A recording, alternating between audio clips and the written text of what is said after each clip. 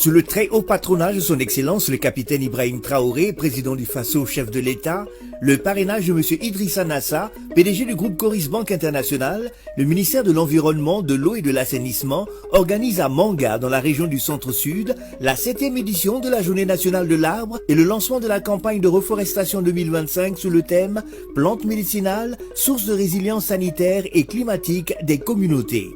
L'innovation majeure de cette édition, l'heure patriotique pour reverdir le Faso, permettra à l'ensemble de la population vivant au Burkina Faso de mettre en terre 5 millions de plants en une heure sur l'ensemble du territoire national.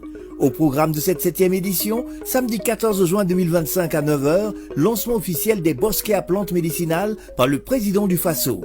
Samedi 21 juin 2025, cérémonie de la Journée nationale de l'arbre, l'heure patriotique pour reverdir le Faso, la nuit de l'arbre consacrée à l'engagement et aux récompenses des acteurs, le coup de pédale pour l'arbre, des panels, une foire d'exposition des produits de la médecine traditionnelle. JNA 2025, planter utile pour reverdir le Faso et renforcer la résilience sanitaire des communautés.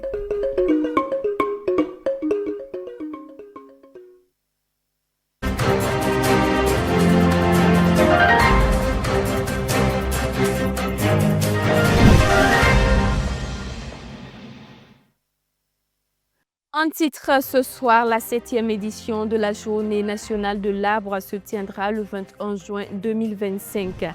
C'est une initiative qui vise à reverdir le pays avec la participation de tous les Burkinabés. D'autres activités seront au programme, notamment le lancement officiel des bosquets à plantes médicinales. Restez avec nous pour avoir plus de détails. Bonsoir chers téléspectateurs, très ravi de vous retrouver une fois de plus pour partager les informations en lien avec l'environnement, l'eau et l'assainissement. Je vous le disais à l'instant, la 7e édition de la Journée nationale de l'arbre se tiendra le 21 juin prochain dans la région du Centre-Sud avec une initiative dénommée l'heure patriotique pour reverdir le Faso. Cette initiative vise à engager tous les Burkinabés à planter en une heure 5 millions d'arbres sur l'ensemble du territoire national. Plusieurs activités connexes comme le lancement officiel des bosquets à plantes médicinales et le coup de pédale pour l'arbre seront au programme. Le comité national d'organisation était face à la presse ce 9 juin 2025. Mamadou Souaré vous fait le point. Pour cette 7e édition de la Journée nationale de l'arbre et la campagne nationale de reforestation, 3 dates majeures à retenir. 14 juin, 21 juin et 29 juin. C'est ce qu'a annoncé le comité national d'organisation face à la presse ce 9 juin. D'abord, la première date, le 14 juin, elle marquera le lancement officiel des bosquets à plantes médicinales par le chef de l'État, le capitaine Ibrahim Traoré, à Djiba, dans la région du Centre-Sud. Pour rappel, le chef de l'État, dans son adresse à la nation, à l'occasion du nouvel an 2025, a décliné quelques éléments de sa vision en matière de reforestation, en indiquant la mise en place d'un bosquet à but médicinal dans chaque province du pays. Un bosquet à but médicinal dans chaque province du pays. Donc, pour nous permettre d'accroître notre capacité endogène et de nous prendre en charge en matière de santé. Pour la réussite de cette initiative, les caractéristiques d'un bosquet à plantes médicinales ont bien été définies au préalable. Donc, c'est un bosquet dont la superficie minimale, je dis bien minimale, c'est 2 hectares. Si ça ne vaut pas ça, on écarte. Ça, c'est la superficie minimale. C'est un bosquet qui doit faire l'objet de clôtures pour éviter qu'il y ait une destruction par la divagation des animaux et autres. C'est un bosquet qui a forcément en son sein un point d'eau qui va donc permettre d'approvisionner les plants en eau quand il y a une stress hydrique qui se présente. Et la date du 21 juin, elle consacrera la célébration de la 7e édition de la Journée nationale de l'arbre dans la région du Centre-Sud, toujours sous le très haut patronage du président du Faso, avec une innovation de taille, l'heure patriotique pour reverdir le Faso. C'est-à-dire le 21, il y a une heure qu'on a définie. ça va être entre 8 heures et 9 heures.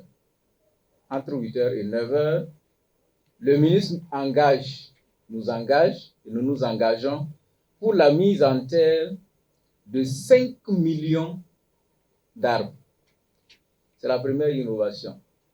C'est-à-dire, les plus hautes autorités appellent tous les citoyens burkinabés, que vous soyez de l'intérieur ou de l'extérieur, à contribuer pour que nous puissions avoir en 1 heure 5 millions de plants mis en terre. Quant à la troisième date, le 29 juin, elle marquera le coup de pédale pour l'arbre qui se tiendra sur l'avenue Thomas Sankara à Ouagadougou. En plus de tout ce qui a été cité, il y aura également le 21 juin 2025, la nuit de l'arbre, où les acteurs qui, de par leur action, contribuent à la sauvegarde de l'environnement seront distingués. Cette 7e édition de la Journée nationale de l'arbre se tiendra sous le thème « Plantes médicinales, source de résilience sanitaire et climatique des communautés ». Et puis, hors de chez nous, au moins 200 décès ont été enregistrés aux récentes inondations qui ont frappé la ville de Mokwa, située au centre-nord du Nigeria. L'agence de gestion des urgences a également signalé le déplacement de milliers de personnes dans la région. Un commentaire signé Kokou Mieso. Le mois de mai 2025 a été un cauchemar pour les habitants de Mokwa, une ville du centre-nord du Nigeria frappée par des inondations meurtrières suite à des pluies torrentielles. Les dégâts causés par les fortes précipitations ont été importants, tant sur le plan matériel que humain, dans la ville et ses environs proches du fleuve Niger. Selon l'agence de gestion des urgences, au moins 200 personnes ont perdu la vie, plus de 3000 personnes ont été déplacées, 265 habitations ont été complètement détruites et 2 ponts ont été emportés par les eaux. En outre, 78 blessés ont été admis à l'hôpital et 50 écoliers sont portés disparus.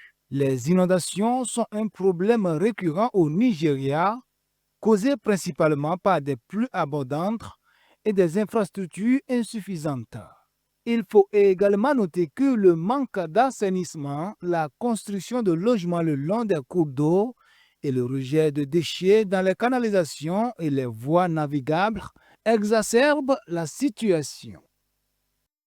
Du 31 au 2 juin, s'est tenu ici à Ouagadougou un rendez-vous des différents producteurs semenciers au niveau national.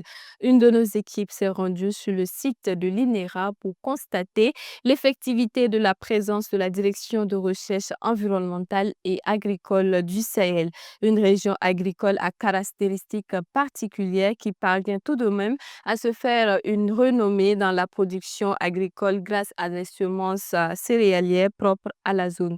Souleymane Ouedraogo et Kokou Mieso pour plus de précisions.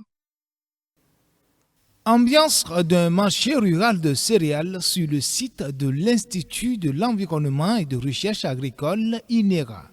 C'est à l'occasion de l'édition 2025 de la foire aux semences de variétés améliorées de plantes.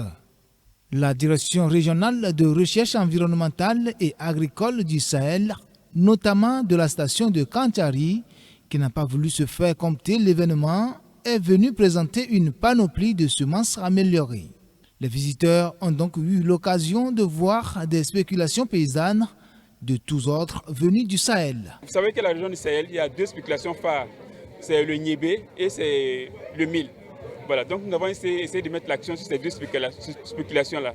Et à côté de ces 2 spéculations, nous avons fait un peu de maïs, bien sûr adapté à la zone du Sahel, et de l'arachide. Au niveau de niébé, nous avons amené une variété locale que généralement les gens appellent le niébé de Dori, niébé du Sahel. Voilà, c'est la variété Gorom locale. En fait, c'est une variété qui a une bonne vigueur à la levée et elle est résistante aux fortes températures. Donc, même la sécheresse, il n'y a aucun souci. Elle a un rendement de 1,5 tonnes à l'hectare. Du mil au niébé, en passant par le maïs et même les arachides, les spéculations du Sahel sont particulièrement des céréales à cycle précoce. Des céréales auxquelles la région doit sa résilience agricole. Au niveau du mil, nous avons la variété Souzak qui est une variété très précoce et typique de la région du Sahel aussi, que les gens connaissent. Voilà. Et vous allez voir que les épis sont un peu courts, mais sa force, c'est qu'elle est très productive. Et à cause de sa précocité, au niveau du Sahel, les gens ont commencé à l'adopter. Nous avons la variété Misari E. Je peux dire qu'au niveau de la production de mil, c'est elle qui tient entièrement le leadership. Bien qu'il y a d'autres nouvelles variétés qui sont là, comme les Somketa qui sont en train de venir, et les Tachi, qui sont des nouvelles variétés. Voilà, elle a un rendement de 2,5 tonnes à l'hectare et elle a un cycle de 100 jours. Se voulant une initiative d'envergure nationale en faveur de la promotion des semences agricoles et des légumineuses, cette foire a connu la présence de chercheurs et spécialistes de différents ordres de la paysannerie. Actuellement, les pluies sont devenues rares. Il faut que sur le plan agronomique, on s'adapte. Donc ici, l'adaptation d'abord, c'est de trouver des variétés à cycle court qui sont à même de répondre au contexte climatique actuel. Je travaille sur des alternatives pour nourrir le bétail en l'occurrence les cultures fourragères. Et c'est les semences de ces cultures fourragères que j'ai amenées ici pour exposer à la foire, comme contribution également à la résolution du problème d'alimentation des animaux et de réduction des pâturages. La foire des semences se veut également une déclinaison de la mission assignée à l'INERA. L'Institut, à travers une régionalisation de la recherche, contribue à rapprocher les utilisateurs des résultats de recherche et à mettre en place des programmes régionaux pour contribuer à la diversification, à la spécialisation et à l'augmentation de la production tout en gérant les ressources naturelles. Voilà, c'est tout pour cette session d'information. Merci à tous d'avoir été des nôtres et rendez-vous demain pour une nouvelle session d'information. Au revoir.